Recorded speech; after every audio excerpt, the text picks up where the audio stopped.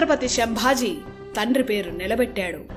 అయితే శంభాజీ సవతి తల్లి అయిన సోయిరాబాయి తన కుమారుడైన రాజారాంని రాజును చేద్దామనుకుంది. కాని శంభాజీ చక్రవర్తి అయ్యాడు. సోయిరాబాయిని కన్న తల్లి కన్నా ఎక్కువగా చూశాడు శంభాజీ.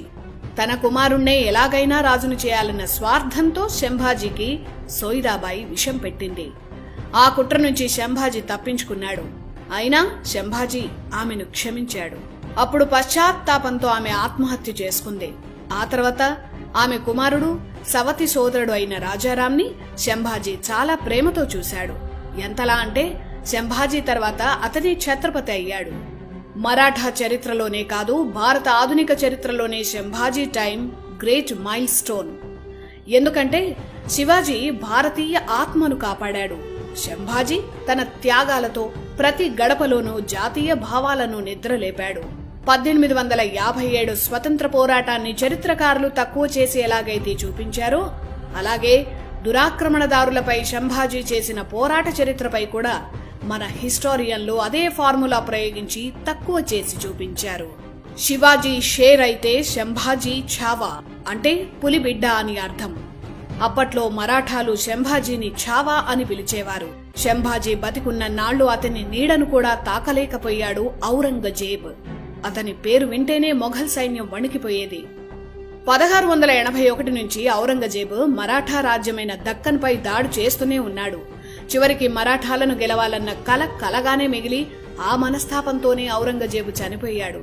శంభాజీ బతికున్న నాళ్లు యుద్ధంలోనే ఉన్నాడు. ఔరంగజేబ్తో యుద్ధమే 4 ఏళ్లు జరిగింది. అన్నాళ్లు యుద్ధం చేసినా ఔరంగజేబ్ శంభాజీ నీడను కూడా తాకలేకపోయాడు. ఇటు బీజాపూర్, అటు గోల్కొండ అప్పటికి మరాఠా సామ్రాజ్యంతో పాటు విస్తరిస్తున్నాయి. ఆ రాజ్యాలను ఆక్రమిస్తే మధ్యలో ఉన్న మరాఠా రాజ్యానికి చెక్ పెట్టినట్లవుతుందని ఔరంగజేబ్ అనుకున్నాడు. ఆ 2 రాజ్యాలను ఆక్రమించాడు.